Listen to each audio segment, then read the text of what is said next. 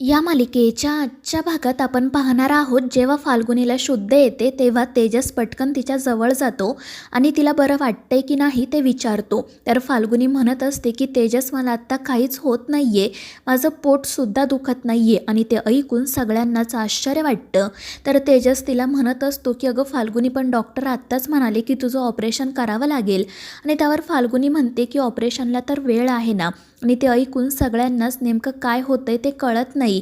आणि मग इंद्राणी म्हणते की मला असं वाटतं की तुम्ही पटकन डॉक्टरांकडे जाऊन या, एकदा सगळं चेकअप करा. आणि त्यावर तेजस फाल्गुनी हो म्हणतात आणि डॉक्टरांकडे जाण्यासाठी निघतात. तर नेत्राच्या लक्षात आलेलं असतं की ईशाच्या दिव्यशक्तीमुळेच फाल्गुनी पूर्णपणे बरी झालेली आहे आणि त्यामुळे तिला खूप आनंद झालेला असतो.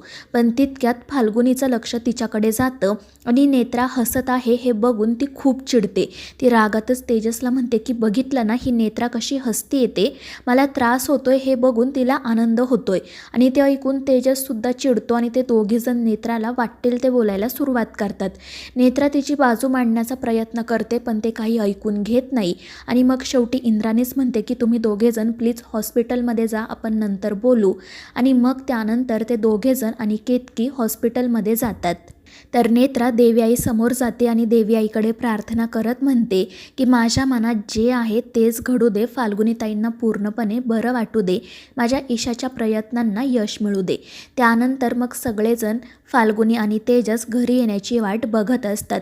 सगळेच जण खूप काळजीत असतात. नेत्रा मात्र आरामात स्वयंपाक करत असते आणि मग ती इंद्राणीला जाऊन सांगते की फाल्गुनीताई आल्या ना की आपण सगळेजण एकत्र जेवण करण्यासाठी बसूयात, मी आज सगळं काही त्यांच्या आवडीचं बनवलंय. आणि ते ऐकून इंद्राणी म्हणते की अगं नेत्रा, काय चाललंय तुझं, इथे सगळेजण टेन्शनमध्ये आहेत पण तू एवढी आरामात कशी. आणि त्यावर नेत्रा तिला ईशाबद्दल सांगणार. पण तितक्यात केतकी, फाल्गुनी आणि तेजस घरी येतात. सगळेजण त्यांना विचारत असतात की काय झालं, डॉक्टर काय म्हणाले. आणि त्यावेळी मग केतकी, फाल्गुनी आणि तेजस सगळ्यांना सांगतात की आनंदाची बातमी आहे, फाल्गुनी पूर्णपणे बरी झाली आहे, आता ऑपरेशनची सुद्धा गरज नाही आहे. आणि इतकंच नाही तर ती आईसुद्धा होऊ शकते. आणि ते ऐकून घरातील सगळ्यांचा आनंद अगदी गगनात मावेनासा होतो. सगळेच जण खूप खुश झालेले असतात. आणि मग त्यानंतर नेत्रा रडतच ईशाकडे बघू लागते. तर इंद्राणी नेत्राकडे बघत असते आणि त्यावेळी मग नेत्रा ईशाकडे बघत इंद्राणीला इशारा करते आणि अद्वैतला सुद्धा. त्यामुळे त्या दोघांच्याही लक्षात येतं की ईशाच्या दिव्य शक्तीमुळेच हे सगळं काही घडले. त्यामुळे ते दोघेही जण खूप खुश होतात. सगळेच जण फाल्गुनी आणि तेजसचं अभिनंदन करत असतात. आणि मग त्यानंतर नेत्रासुद्धा म्हणते की ताई चला आपण पटकन देवी आईसमोर साखर ठेवू. पण ते ऐकून फाल्गुनी रागातच नेत्राकडे जाते आणि तिला म्हणते की तू ही नाटकं बंद कर नेत्रा, मला माहिती आहे की मी पूर्णपणे बरी झाले, यामुळे तुला दुःख होतंय, त्यामुळे देवी आईसमोर साखर वगैरे ठेवू हे तर तू बोलूच नको, जशी मगाशी हसत होती ना तशी आता हसून दाखव. आणि ते ऐकून नेत्राला खूप वाईट वाटतं. ती समजवण्याचा प्रयत्न करत असते मात्र फाल्गुनी ऐकायला तयारच नसते. ती म्हणत असते की मला माहिती आहे ना नेत्रा, तुझ्या मनात काय सुरू आहे ते, मगाशी मला त्रास होत होता तर तुला खूप आनंद होत होता ना. आणि त्यावेळी अद्वैतमध्ये पडत म्हणतो की फाल्गुनी, आत्ताचा क्षण खरंच खूप आनंदाचा आहे, तू प्लीज नेत्राबद्दल गैरसमज करून घेऊ नको, तुमच्यात जे काही वाद आहे ते आत्ताच मिटव. पण तितक्यात तेजसमध्ये पडत म्हणतो की अद्वैत, तू मध्ये पडू नको, ही नेत्रांना दिसते तशी नाही आहे, आम्हाला चांगलंच माहिती आहे हिच्या मनात काय आहे ते. आणि मग ते दोघे नवरा बायको नेत्राला वाटेल तसं बोलू लागतात, तिच्यावर नको नको ते आरोप करू लागतात. आणि त्यामुळे नेत्राला खूप वाईट वाटतं पण ती एक शब्दही बोलत नाही. मात्र त्यानंतर मग ईशा आणि रीमा मध्ये येत म्हणतात की काकुमा, तू प्लीज आईला काही बोलू नको ना. आणि त्या फाल्गुनीचा हात पकडत तिला विनवणी करतात. पण फाल्गुनी रागातच म्हणते की माझ्यापासून दूर राहा. आणि ती त्या दोन्हीही मुलींना ढकलून देते. त्यामुळे मुली खूपच घाबरतात आणि हा सगळा प्रकार बघून घरातल्यांना सुद्धा धक्काच बसतो. आणि मग इंद्राणी खूप चिडताना फाल्गुनीला म्हणते की जे वागतेस ना ते बंद कर, चल माझ्यासोबत. आणि ती तिचा हात पकडूनच तिला तेथून घेऊन जाते. तेजस त्यांना थांबवण्याचा प्रयत्न करतो पण इंद्राणी तेजसला सुद्धा सांगते की इथेच थांब, माझ्या मागे येऊ नको. त्यामुळे तो सुद्धा तिथेच थांबतो. आणि मग इंद्राणी फाल्गुनीला तिच्या खोलीत घेऊन जाते. ती दरवाजा बंद करते आणि फाल्गुनीला म्हणते की यापुढे मी जे काही सांगणार आहे ना ते शांतपणे ऐकून घे, तुझ्या मनातील गैरसमज दूर कर. पण फाल्गुनी ऐकायला तयार नसते. ती म्हणत असते की आत्या सासूमा कशाचे गैरसमज, नेत्राला दुःख झालं आहे हे माहिती आहे मला. मागाशी ती कशी हसत होती तुम्ही बघितलं नाही का? तिला मी पूर्णपणे बरी झाली आहे हे बघवतच नाही आणि म्हणूनच ती अशी वागते. आणि त्यावर इंद्राणी म्हणते की फाल्गुनी तुझा खूप मोठा गैरसमज होत आहे. मागाशी नेत्रा का खुश होती यामागचं जर कारण तुला कळलं ना तर तुलासुद्धा तुझ्या वागण्याची लाज वाटेल. आणि ते ऐकून फाल्गुनी काळजीत पडते. ती म्हणत असते की नेमकं काय म्हणायचं आहे तुम्हाला. आणि त्यावेळी मग इंद्राणी तिला सांगते की आपल्या ईशामुळे तू पूर्णपणे बरी झाली आहेस, कारण ईशाकडे दिव्य शक्ती आहे. ती स्पर्शाने कोणताही आजार बरं करू शकते आणि त्याचमुळे तुझा हा आजार बरा झालाय आणि तू आता आईसुद्धा होऊ शकतेस. आणि ते ऐकून फाल्गुनीला तर मोठा धक्काच बसतो. ती आश्चर्यानेच इंद्राणीकडे बघत असते. तर इंद्राणी तिला म्हणते की फाल्गुनी, आठव मगाशी जेव्हा तू पडली तेव्हा घरात कोण कोण होतं? केतकी, नेत्रा, रीमा आणि ईशा. त्यावेळी त्या चौघीही तुझ्याकडे पळत आल्या आणि त्यावेळी ईशाने तुझ्या काळजीपोटी तुझ्या पोटावर हात ठेवला आणि त्याचमुळे तुला पूर्णपणे बरं वाटलं आहे. आणि ते ऐकून फाल्गुनीला त्यावेळी घडलेला सगळा प्रकार आठवतो. तर दुसरीकडे घरातील सगळेजण इंद्राणी आणि फाल्गुनीची वाट बघत असतात. केतकी मात्र खूपच चिडलेली असते आणि म्हणत असते की इंद्राणी ताईंना काय गरज होती फाल्गुनीला असं घेऊन जाण्याची. त्यावेळी मैथिली म्हणते की त्यांना काहीतरी बोलायचं असेल, पण केतकी काही ऐकून घ्यायला समजून घ्यायला तयार नसते. उलट ती तेजसला म्हणत असते की तुला त्यांना थांबवता येत नव्हतं का. आणि त्यावेळी मग केदारमध्ये पडत म्हणतो की अगं केतकी, तू कशाला एवढी चिडचिड करतेस आणि कशाला आपल्याच माणसांवर संशय घेते.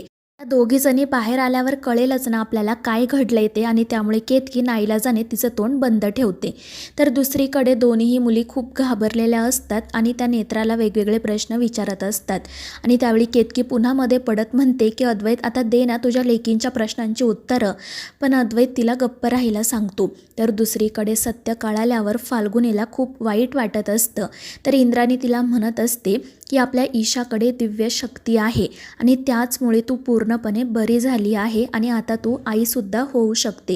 पुढे ती फाल्गुनीला हे सुद्धा सांगते की नेत्रा खूप आधीपासून तुला बरं करण्यासाठी प्रयत्न करत होती, मात्र तू प्रत्येक वेळी तिच्या बाबतीत गैरसमज करून घेतला.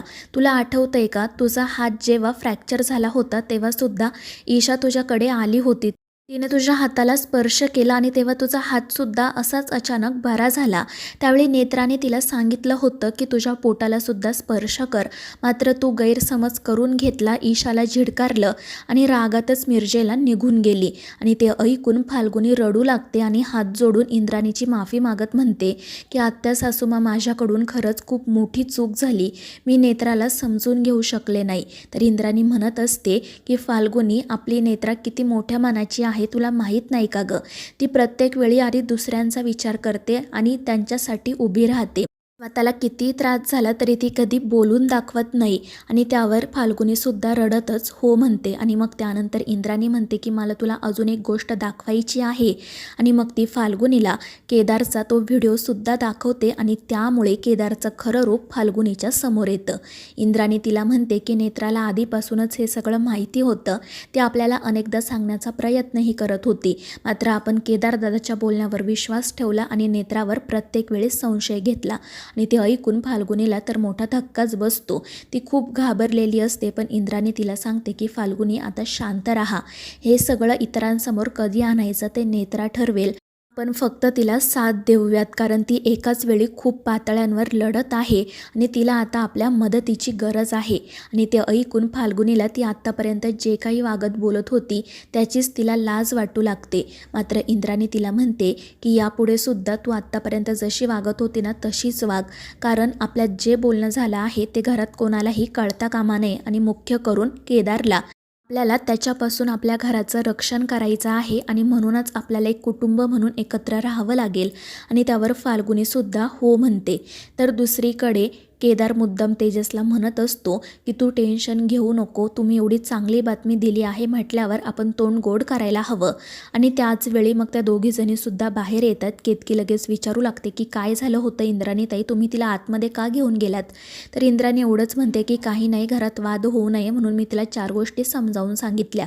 आणि मग त्यानंतर फाल्गुनी तेजसला म्हणते की तेजस, आपण एवढी आनंदाची बातमी दिली आहे तर प्लीज सगळ्यांसाठी आईस्क्रीम मागव.